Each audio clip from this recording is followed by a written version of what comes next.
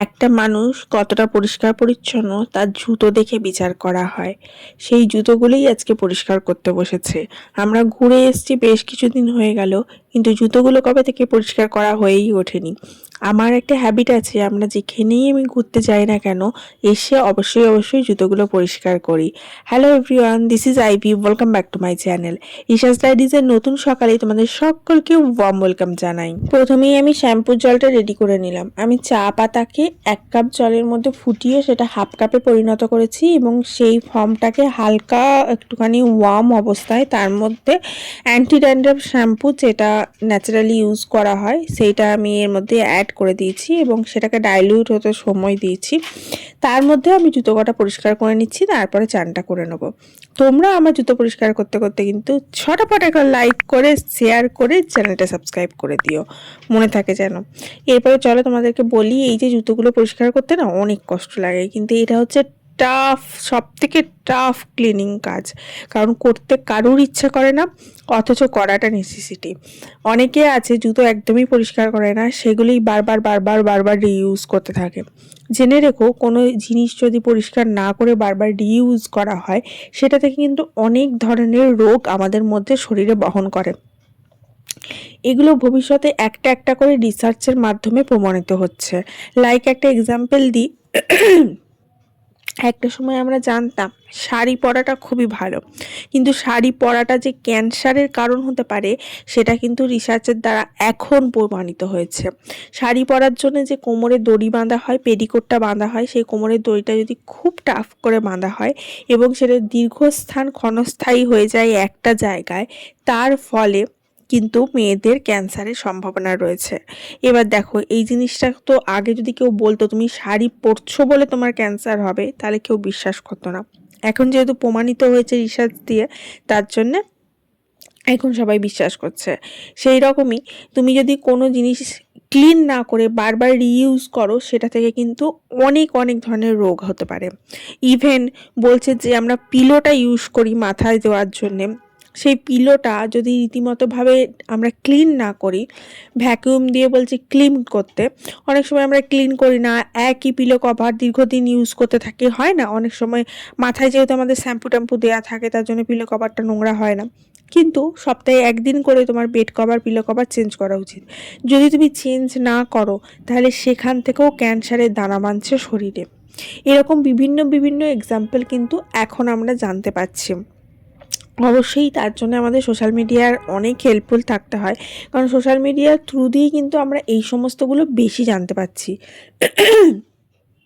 Sorry, আগে news paper থেকে জানতে পারতাম, কিন্তু এখন কি হয়েছে, আমরা অ্যাডভান্স হয়েছি, তার জন্য আমাদের টেকনোলজিটা থেকে, এটা হচ্ছে পজিটিভ দিক টেকনোলজির। অনেক কিছুই পজিটিভ নেগেটিভ তো সমস্ত জিনিসেরই থাকে, কিন্তু এই যে সোশ্যাল মিডিয়ার যে পজিটিভ দিক, এটাই যে আমরা এইগুলো সচেতনতাটা আমরা নিজেদের মধ্যে বহন করতে পারছি বা বেশি করে স্প্রেড করতে পারছি মানুষের মধ্যে।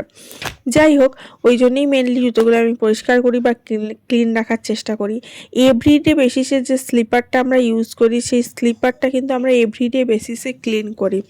তারপরে যে বাইরে রেগুলার জুতোটা তুমি পরতে ধরো দীর্ঘদিন পরছো, পরিষ্কার করেও দীর্ঘদিন পরছো, কিন্তু তুমি কি হচ্ছে, জুতোটা ছেড়ে নি বলে তুমি চেঞ্জ করছো না। এবার কি হয়, ছোট থেকে যখন বড় হচ্ছে বাচ্চারা, তখন কি সাইজের এদিক ওদিক হওয়ার জন্য জুতো চেঞ্জ হয়, কিন্তু বড় হয়ে গেলে তো সেটা হয় না। প্রত্যেক এভরি ইয়ার আমাদের মনে হয় জুতো চেঞ্জ করা উচিত। এভরি ইয়ার না হলেও অন্তত 2-3 বছর অন্তর অন্তর সেই জুতোটাকে ফেলে দাও, নিয়ে সেটাকে রিপ্লেস করে দাও। তো এই সমস্ত সামান্য সচেতনতার জিনিসগুলো কিন্তু আমরা সোশ্যাল মিডিয়া থ্রু দিয়েই জানতে পারি। অন্তত আমি তো তাই জানতে পারি, যেহেতু আমাদের অতটা নিউজ দেখার সময় হয় না। অনেকে আছে নিউজ পেপার পড়ে, নিউজ পেপার পড়াটা একটা অভ্যাস আছে, তারা নিউজ পেপার থেকেও কিন্তু অনেক কিছু এরকম ছোটোখাটো জিনিস কিন্তু নিউজ পেপারেও কিন্তু দেয়, আনন্দবাজার পত্রিকাতে দেয়। যাই হোক, আমি চান করে নিলাম ঝটাপট একদম জুতোগুলো পরিষ্কার করার পর।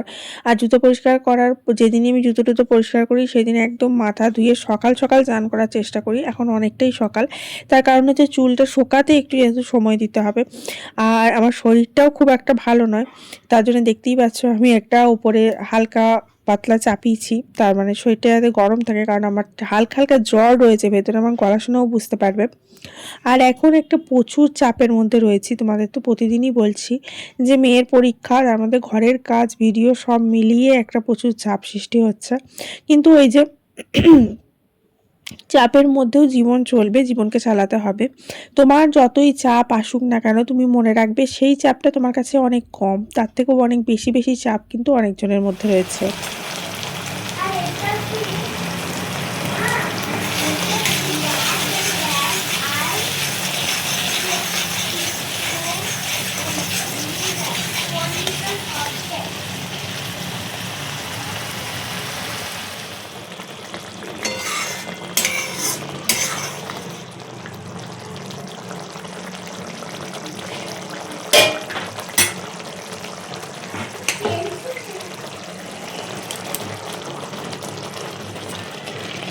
আজকে একটু নতুন ধরনের একটা রেসিপি ট্রাই করলাম। এটা একদমই নিজস্ব আমার রেসিপি, কোথাও দেওয়া নেই, নিজের ঘরে যেটুকু অবশিষ্ট ছিল সেটা দিয়ে করেছি। এখানে রয়েছে পনির, ফুলকপি, গাজর, মটরশুঁটি, আলু, এগুলো সমস্ত ভেজে নিয়েছিলাম। এবং যে মশলাটা তৈরি করেছি, মশলাটার মধ্যে টমেটো রয়েছে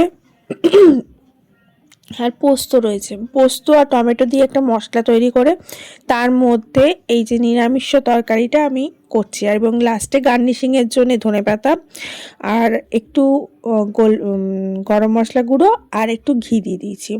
খেতে খুব সুন্দর হয়েছিল। যাই হোক, রান্নাটা বসিয়ে আসার পর মেয়েটাকে একটুখানি পড়ানো হয়ে গেছে, এরপর আমি মনে হলো একটু নিজের জন্য সময় দেওয়া দরকার। তার জন্য আমি বসলাম একটা ছোট্ট কিটক্যাট নিয়ে, একটা কিটক্যাট ব্রেকের জন্য। কি হয়, সব দিক সামলাতে সামলাতে না মাঝে মাঝে একটু হাঁপিয়ে উঠি, তখন মনে হয় একটু নিজের জন্য সময় দেওয়া দরকার। এবার যারা চা খেতে ভালোবাসে তারা এক কাপ চা নিয়ে একটু ব্যালকনিতে বসলো, বাট আমি চা লাভার নই, খুব একটা কফি লাভারও নই, তাও কফিটা একটু এত ভালো লাগলেও চাটা খুব একটা ভালো পছন্দ করি না। ওই সকালে একবার আর সন্ধ্যাবেলা একবার চা খেলাম, বাস ওইটুকুই। তো এখন আমার মনে হলো যে একটু কিটক্যাট খাওয়া যাক, কারণ কিটক্যাট চকলেটটা আমার খুব প্রিয় একটা চকলেট, আমি ভীষণ ভালোবাসি। আমার মেয়ে আবার কিটক্যাট খায় না, ও ডেয়ারি মিল্ক খুব পছন্দ করে। তো আমার বর যখনই আনে এই কিটক্যাট নিয়ে আসে, ওর জন্য ডেয়ারি মিল্ক নিয়ে আসে। তো চকলেট ডে উপলক্ষে আমার বর কিটক্যাট এনে দিয়েছিল, তবে এইটা নয়, বড় কিটক্যাট এনে দিয়েছিল, সেটা রাখা আছে। এই মিনি কিটক্যাটটা আমার মেয়েকে একজন গিফট করেছিল, তো মেয়ে খায়নি, সেটা ছিল। আমি ভাবলাম সেটা এখন বসে একটু এনজয় করা যাক, তার সাথে মেয়ের সাথে একটু টিভি দেখা যাক। আমার মেয়ে এখানে কার্টুন দেখছিল, তো ওর সাথে আমিও বসে একটু কার্টুন দেখছিলাম। তো যাই হোক, এই ব্রেকের পর লাঞ্চটা করব। অ্যান্ড আর বোধহয় 2 দিন মতো সময় রয়েছে, তারপরেই ওদের ফাইনাল এক্সামটা শুরু হয়ে যাবে। অ্যান্ড ইভিনিংয়ের দিকে হাজব্যান্ড একটু স্ন্যাক্স নিয়ে এসেছিলো, তার মধ্যে বার্গার ছিল। বার্গারটা মেয়ের জন্য ছিল, আমরা বার্গার খাইনি, বার্গারটা আমরা খাই না খুব একটা। আমার মেয়ে বার্গার খেতে খুব পছন্দ করে, তো ওর জন্য এটা ছিল। আর আমাদের জন্য না যেটা নিয়ে এসেছিলো সেটার আমি নাম জানি না, ভেতরে পনিরের স্টাফিং দেওয়া, এ দেখো এরকম দেখতে ছিল, ওপরে মায়োনিজ দেওয়া, ভেতরে পনিরের স্টাফিং দেওয়া। আমি এগুলো মাইক্রোওয়েভে একবার করে গরম করে নিলাম ও নিয়ে আসার পর। অ্যান্ড খুব সুন্দর খেতে ছিল, ভীষণ টেস্টি। এই দেখো পনির টনির দিয়ে স্টাফিং দিয়ে এটা করেছে, এরকম দারুণ টেস্টি ছিল। অ্যান্ড রাতের দিকে আমরা একটু মি টাইম এনজয় করলাম, সবাই মিলে 3জন মিলে বসে ধুরন্ধর সিনেমাটা দেখছিলাম।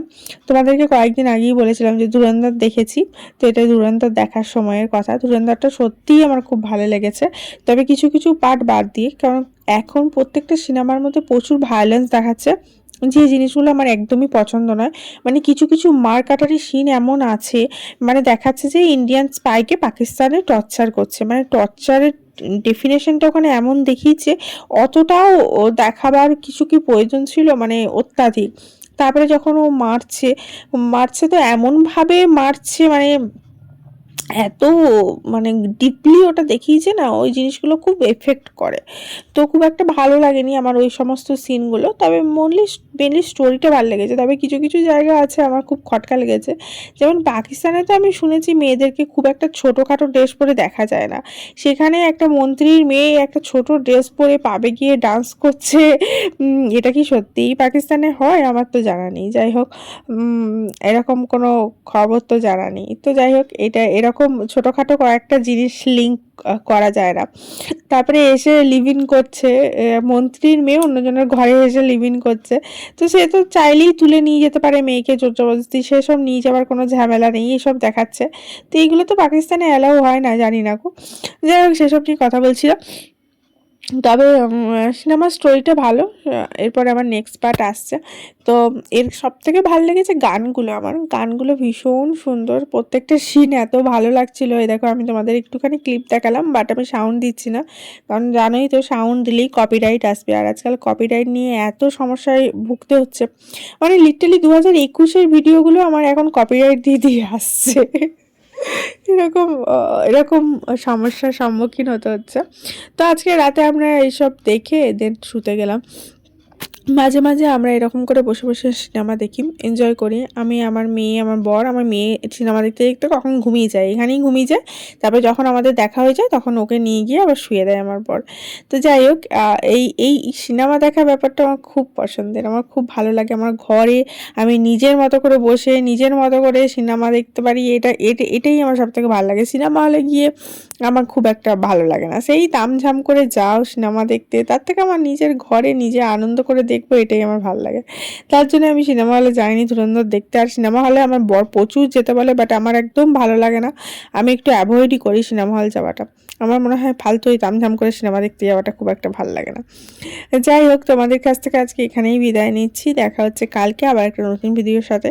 ততক্ষণ তোমরা সবাই ভালো থাকো, সুস্থ থাকো, অনেক হ্যাপি থাকো। আসলে কি বলতো, যে বয়সে যেটা করবা সেই বয়সে সেটা করে নেওয়াই ভালো। বয়স পেরিয়ে গেলে আর সেগুলোর কোনো মাহাত্ম্য থাকে না জীবনে। Love you.